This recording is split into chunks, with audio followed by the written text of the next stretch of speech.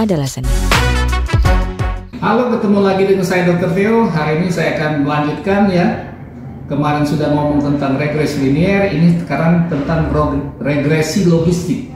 Regresi logistik kalau dalam bahasa awamnya hanya untuk dua metode ya, yang dipakai dua metode penelitian.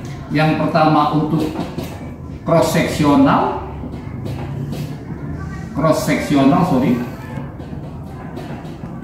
Yang kedua adalah untuk case control ya.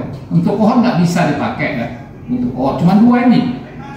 Kata kunci regresi logistik ini adalah mencari faktor risiko yang paling berperan ya.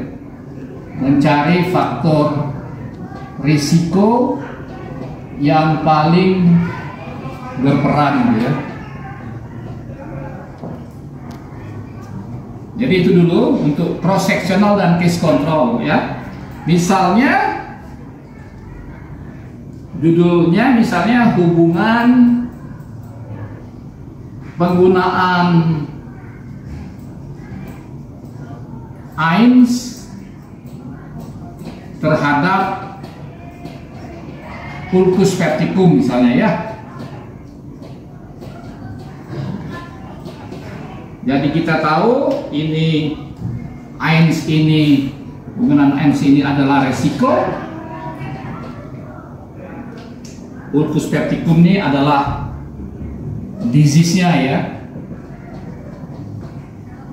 Nah, ini akan berakhir nanti analisa tabel 2x2 gitu ya. Jadi seperti biasa tabel 2x2 begini.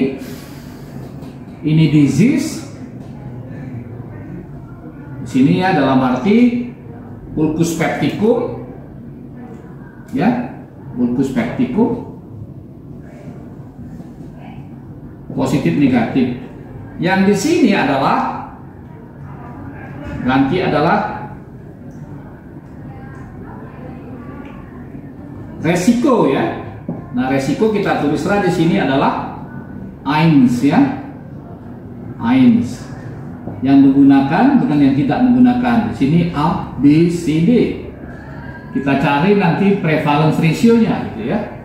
Dan kemudian terakhir berapa P-nya gitu. Oke. Nah, ini kita sebut analisa bivariat. Analisa bivariat. Semua akan berakhir dengan chi-square test ya. Kalau semuanya distribusinya normal, tapi akan berakhir dengan Fisher test, Fisher exact test kalau distribusinya tidak normal ya. Yang ini analisa bivariat. Oke. Nah, kapan menjadi regresi logistik? Kalau faktor risiko ini more than 2, lebih dari 2 gitu ya. Jadi misalnya judulnya, makanya kemarin saya ngomong judul ini menentukan juga kedalaman analisa gitu ya. Jadi judul, tujuan penelitian, metode, dan analisa. Misalnya kalau saya tulis hubungan penggunaan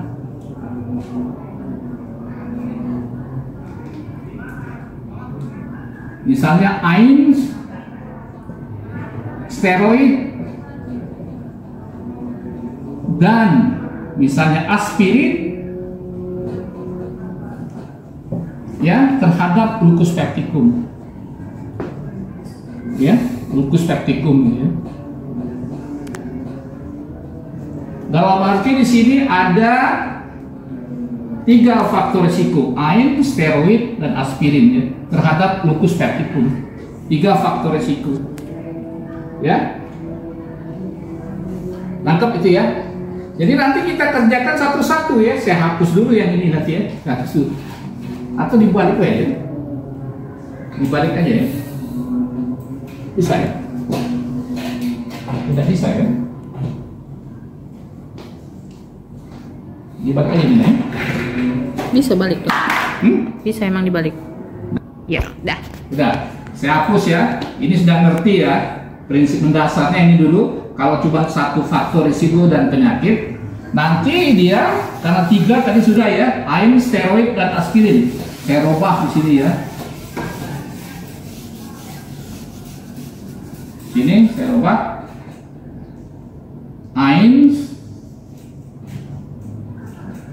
aspirin, dan kortikosteroid terhadap ulcus pepticum ya.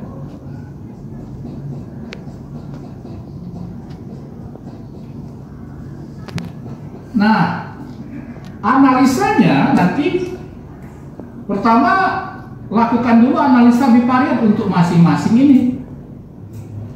Untuk masing-masing faktor risiko, jadi 3 faktor risiko ya, aspirin, AIN, dan kortikosteroid. Jadi kita buat nanti laporannya begini, satu-satu ya.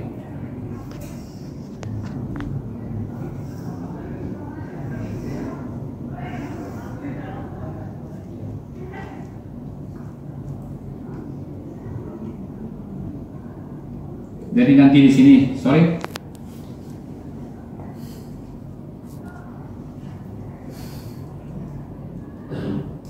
Ini kita bagi dulu ya.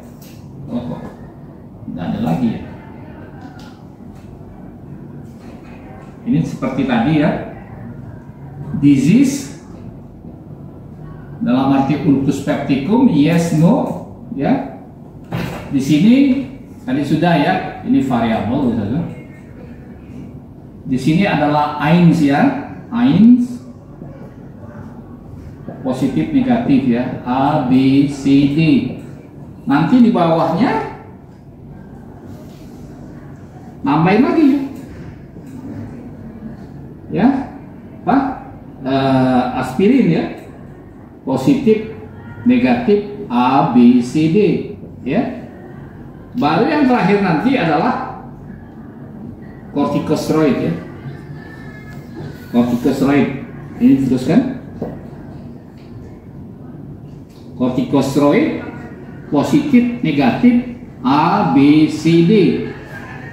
Nah, jadi nanti ada di sini kalau sudah ada prevalence ratio ada 3 ya, 1, 2, 3. Jadi ada prevalence ratio untuk AINS, ada untuk aspirin, dan ada untuk kortikosteroid. Oke? Ini analisa bivariatnya. Jadi berapa nanti prevalence ratio-nya ini, berapa prevalence ratio-nya ini. Nah, yang mana multivariat ini analisa bivariat untuk ketiganya. Baru kita nanti selesaikan untuk multivariat ya, pakai regresi logistik ini tidak bisa kita lakukan secara manual, tapi harus secara komputerisasi ya. Ya, jadi boleh Anda pakai SPSS, boleh juga pakai Stata ya, tergantung Anda familiar dengan yang mana. Tapi kita di sini kebanyakan pakai SPSS ya, bukan pakai Stata gitu ya. Di UI saya dengar ada beberapa yang sudah pakai Stata gitu ya. Oke? Jadi dari sini nanti Anda pakai multivariat. Jadi kalau multivariat itu dalam arti tiga-tiganya ini langsung di adjust ya, di adjust terhadap penyakit. Jadi kita pengen tahu dari 3 faktor risiko ini, AINS, aspirin ataupun kortikosteroid, yang mana yang paling beresiko terhadap kejadian ulcus pepticum ya. Oke. Nanti kita buat laporannya dengan judul adalah dari sini nanti ya, faktor risiko ya yang berperan terhadap AINS ya. Nah, laporannya nanti bukannya hasil ini ya, kamu pindahkan nanti ya, berupa begini nanti laporannya ya. Oke, sorry, yang hitam udah kayak ya, yang gitu aja.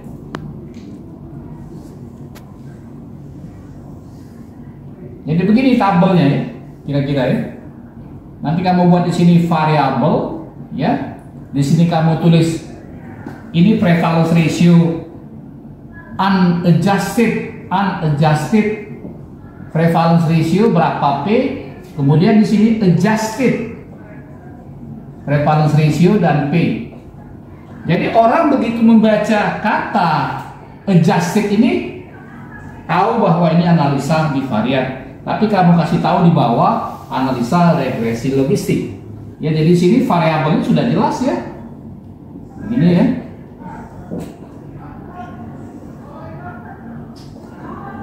Ini ya. Jadi variabelnya sudah jelas. Misalnya waktu bivariat. Bivariat ini variabelnya Ains, aspirin, dan corticosteroid. Ya, unadjusted prevalence ratio. Sorry. Ini kok di sini.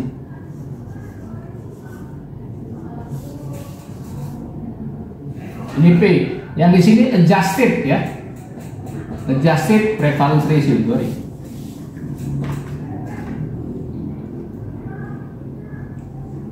Oke. Misalnya di sini waktu dia bivariat, unadjusted artinya analisanya masih bivariat. Bivariat ya, saya tulis di sini. Kalau yang adjusted sudah di-adjust ya, tiga-tiganya ini kita sebut multivariat ya. Misalnya di sini dia Ains ini terhadap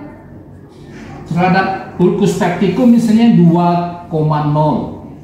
Ini 1,5 misalnya. Corticosteroid misalnya 1,75. Ya.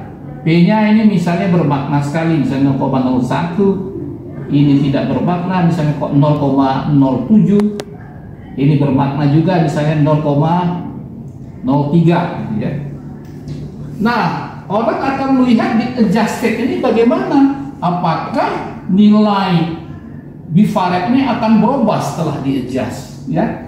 Dan orang akan melihat di sinilah peran daripada yang judul ini, faktor risiko yang berperan terhadap pulcus pecticum itu ya. Ini sorry, bukan Ains, terhadap pulcus pecticum. Terhadap pulcus pecticum. Oke? Misalnya dari 2, ini ternyata Ainsnya turun jadi 1,5. Aspirinnya justru naik 2,0 misalnya. Dan corticosteroid menjadi 4 misalnya. Ya. Ini menjadi tidak bermakna misalnya 0,07, ini menjadi bermakna 0,02 misalnya, dan ini sangat bermakna 0,001. Jadi kita buat kesimpulan bahwa corticosteroid adalah faktor yang paling berperan terhadap terjadinya pulcus pecticum. Tapi untuk orang clinical epidemiologis seperti saya harus dijelaskan ini nanti ya, kenapa ini berubah ya. Sebelum di multivariat dia yang lebih tinggi adalah Ains, tapi setelah multivariat yang justru yang tinggi adalah corticosteroid ya. Itulah nanti tanyakan dengan ahli biostatistik apa yang disebut type 1 error atau type 2 error untuk menjelaskan ini ya. Itu dulu secara singkat ya. Jadi perbedaan regresi logistik dengan regresi linear yang sebelumnya ya. Jadi kalau regresi logistik ini untuk mencari faktor risiko yang berperan terhadap suatu penyakit ya. Jadi untuk yang faktor risiko lebih dari 2 ya. Kalau cuma 2 nggak cukup analisa bivariat. Tapi kalau lebih dari 2 baru bisa kita lakukan nanti regresi logistik. Ada satu lagi sebenarnya regresi juga, tapi stepwise regression. Stepwise regression ini biasa untuk mencari rumus ya, rumus gitu, algoritma gitu ya. Nah kadang-kadang pertanyaannya kalau di Stata itu ditanyanya dokter kita baca yang mana gitu ya, baca yang di mana ya. Jadi kalau di SPSS itu yang kita baca nanti yang beta eksponensial, itulah yang kita baca ya, di SPSS ya, untuk menyatakan prevalence ratio atau odds ratio tergantung metode yang kita pilih ya. Kalau case control yang menjadi odds ratio, kalau cross sectional menjadi prevalence ratio ya. Jadi terima kasih telah menonton, mudah-mudahan bermanfaat. Jangan lupa subscribe, like, and share.